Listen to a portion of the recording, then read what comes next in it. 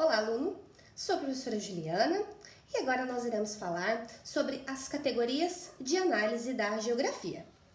Antes de identificar para você as características que cada uma das categorias de análise da geografia possuem, é muito importante que a gente compreenda, primeiramente, o que são as categorias de análise.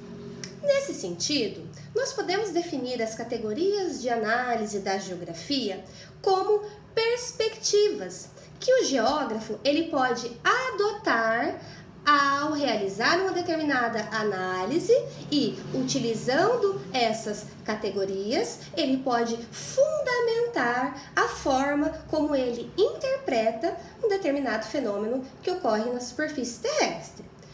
Ou seja, o geógrafo, a partir do momento que ele realiza a interpretação de um fenômeno ou que ele analisa um determinado espaço, ele pode utilizar uma das categorias de análise que vão servir como base para fundamentar a visão que ele tem a respeito daquele fato ou fenômeno. Então, de maneira geral, as categorias analíticas, elas são definidas como perspectivas que podem ser adotadas pelos geógrafos. Além disso, as categorias, elas também fazem parte aí dos conceitos-chave que a geografia apresenta. Isso porque, a partir dessas 4 categorias que eu irei tratar com vocês a seguir, nós podemos realizar a análise de todos, os fenômenos que podem ocorrer na superfície terrestre. Então, vejamos agora quais são as categorias e, principalmente, quais são as características que cada uma delas apresenta. Temos, então, 4 categorias de análise na geografia: a paisagem, o lugar, o território e a região. A paisagem, ela pode ser definida como a percepção que o homem tem a respeito de um determinado espaço e, principalmente, a percepção que o homem tem a respeito deste espaço utilizando seus sentidos.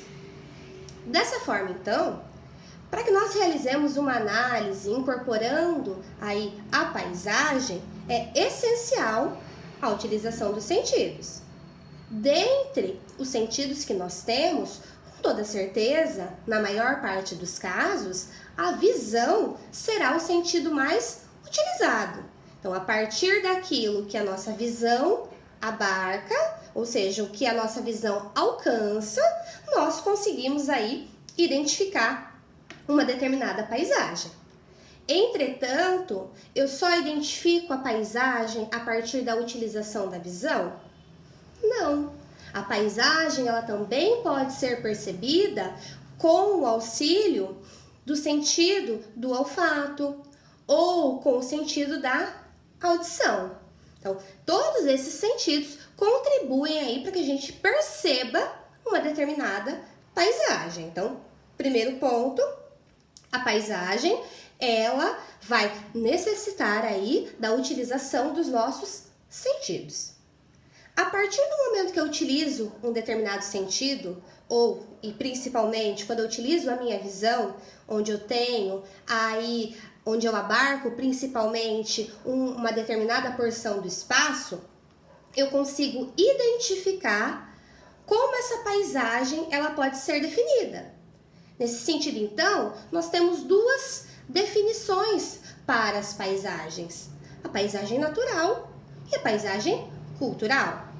A paisagem natural, aquela sendo definida como sem interferência do homem, sem uma interferência antrópica. E a paisagem cultural, aquela que de fato apresenta aí uma interferência humana. Ou seja, os elementos que compõem aquela paisagem, eles apresentam aí, em sua grande maioria, uma interferência da ação humana.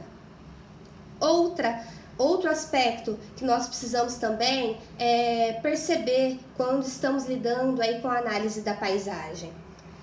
A paisagem, ela é mutável, ela é construída através aí tanto da ação do tempo quanto da ação humana. Então a paisagem, ela vai sofrer diversas modificações ao longo do tempo. Então, paisagem utiliza a percepção dos sentidos, pode ser natural ou cultural e também é mutável, certo? Segunda categoria analítica, o lugar. Na análise do lugar e para compreender como o lugar ele é empregado na geografia, nós temos 3 aspectos essenciais. O primeiro deles é a questão da relação da afetividade. Quando eu trato de lugar, estou falando de um espaço onde são realizadas aí laços afetivos, onde são realizados laços afetivos do homem com aquele espaço. Ou seja, o afeto que o indivíduo ele pode sentir a respeito aí de um determinado espaço geográfico. Justamente por nós considerarmos essa questão da afetividade do indivíduo, é que a categoria lugar é uma categoria bastante subjetiva. Ela permite que hajam aí diferentes interpretações acerca do espaço.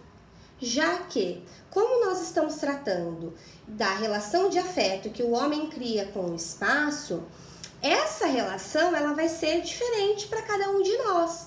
Então, aquilo que é um espaço para mim, pode não ser um espaço, ou principalmente aquilo que é um lugar para mim, pode não ser aí um lugar para você.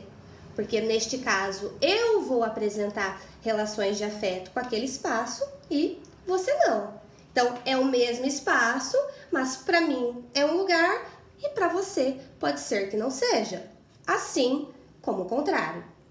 Nesse sentido, então, também, para compreender como o lugar é utilizado na geografia, nós devemos pensar que é uma categoria que analisa o espaço, além do sentido da localização, certo? Precisa considerar aí, primeiramente, a questão da relação de afeto que o sujeito tem com aquele espaço.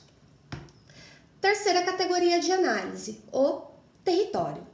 Quando falamos em território, a característica principal são as relações de poder, ou seja, relações de poder que ocorrem em um determinado espaço. Essas relações de poder que ocorrem em um determinado espaço, elas podem acontecer em diferentes escalas. Então, é por isso que, quando nós utilizamos a categoria território, nós não estamos tratando de uma categoria que tenha uma escala já pré-definida. Porque eu posso tanto analisar o território considerando aí todo o espaço brasileiro, e aí o território brasileiro, as questões de fronteira com os outros países, como também eu posso fazer um recorte neste espaço, mas entender que aquele recorte se trata de um território porque naquele espaço eu tenho a ocorrência de uma relação de poder. Como, por exemplo, a questão da ação de um grupo de traficantes sobre uma comunidade. Nós sabemos que nós temos um espaço que já está delimitado e que dentro daquele espaço nós temos 2 ou mais sujeitos onde existe uma relação de poder. Ou seja, um sujeito tem um poder maior sobre o outro. E além disso também, o território também pode ser concebido e considerado a partir da questão de ser flexível.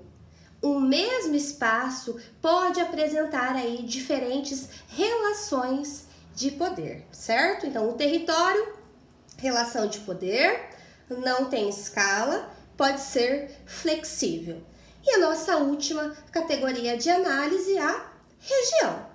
Quando nós tratamos da região, nós estamos então utilizando uma categoria da geografia que nos auxilia aí na realização de um agrupamento de espaços semelhantes.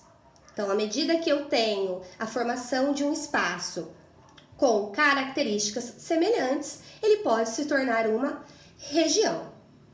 Mas como também eu faço para delimitar estes espaços? Sempre a região, a criação de uma região, vai passar pelo processo de regionalização. E o que isso significa? Que eu preciso estabelecer qual critério eu vou considerar para poder aí agrupar áreas semelhantes. Um exemplo bastante fácil da questão da região e da regionalização é a própria regionalização do território brasileiro proposta pelo IBGE, onde nós temos os estados brasileiros delimitados em 5 grandes regiões. E como aconteceu a delimitação dessas 5 grandes regiões? A partir da identificação de critérios que seriam analisados, e a partir disso, os estados que apresentassem os critérios escolhidos com uma maior similaridade seriam agrupados. No caso da regionalização proposta pelo IBGE, foram considerados fatores econômicos, fatores sociais e também fatores naturais, com relação a características climáticas e etc. Então, a região, agrupar espaços semelhantes. Como eu agrupo estes espaços semelhantes? Identificando o critério, ou seja, escolhendo um critério previamente e a partir deste critério eu seleciono aí os espaços que apresentam a maior similaridade, certo? De maneira geral, então, nós temos essas 4 categorias de análise na geografia e que podem ser utilizadas de diversas formas, certo? Espero que tenha servido para que vocês compreendam, né, como as categorias elas podem ser empregadas nas análises geográficas, né, que esse vídeo possa ter contribuído para essa compreensão e nós nos vemos em uma próxima oportunidade.